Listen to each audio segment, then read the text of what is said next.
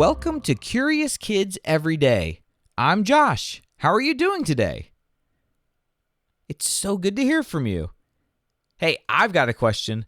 Have you ever gotten a haircut before?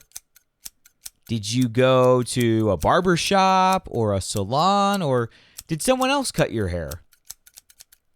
When I was growing up, my dad would cut mine. I have such great memories of standing in front of the bathroom mirror and watching him make sure everything was just the right length.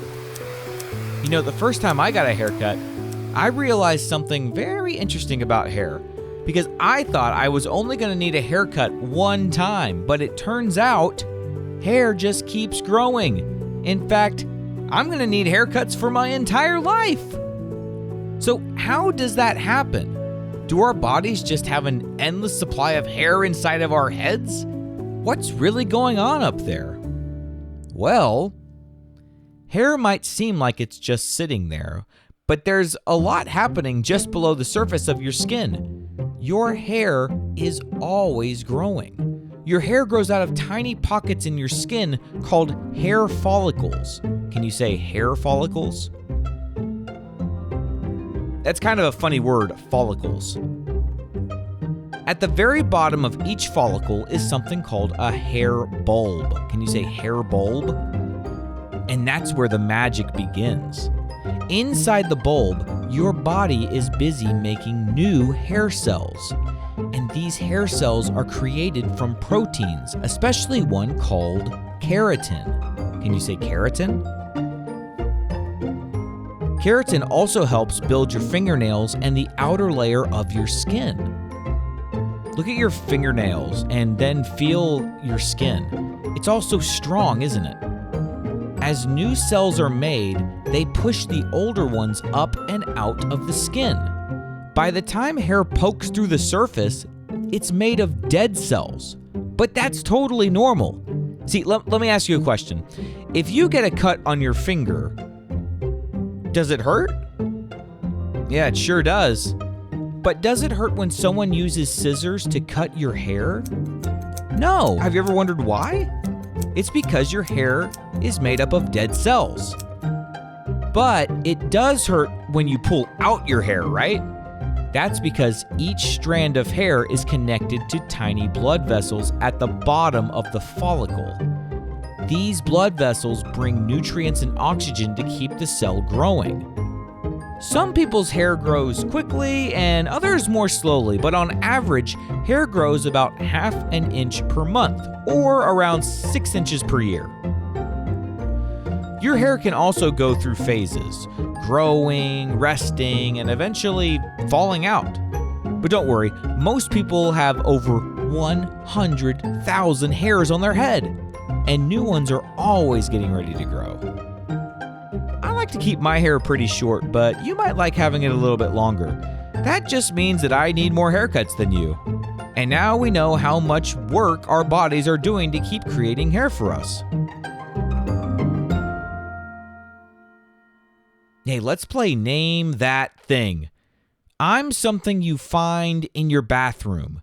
You use me when your hair is wet. I can blow air, and I make a loud sound. What am I? Something in the bathroom. You use it on wet hair. It blows air, and it's very loud. What is it? Yes, it's a hair dryer. All right, can you solve this riddle? I hang on a wall or sit on your shelf. I show your reflection a picture of yourself. What am I? Something that hangs on a wall and shows you yourself. Oh, is it a mirror? Yes, it's a mirror.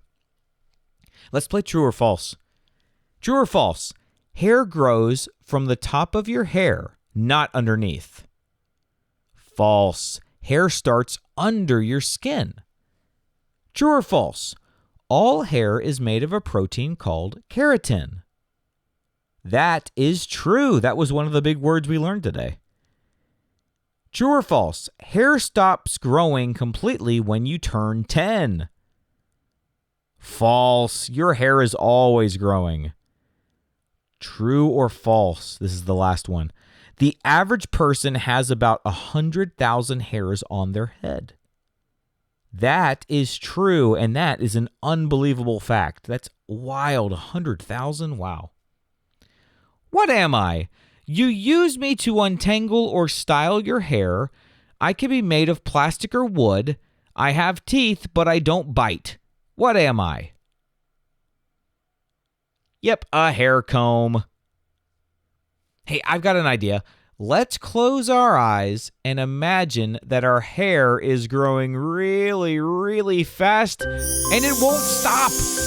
It grows all the way down the stairs and out the front door, through the mailbox. What do you do next? Do you make a hair hammock, a hair slide, a hair trampoline? Isn't it amazing how something as simple as hair has such a cool and complex story behind it? Even though we can't see the growing part happening, our bodies are always working in quiet ways to build, grow, and take care of us. What kind of question do you think we'll ask tomorrow on Curious Kids Every Day? I can't wait to find out. So until then, keep asking questions and stay curious, kids. And for all the grown-ups listening, please visit CuriousKidsEveryday.com to get a free printable with activity ideas that don't involve screens. Those are the best kinds of adventures to have. That's CuriousKidsEveryday.com.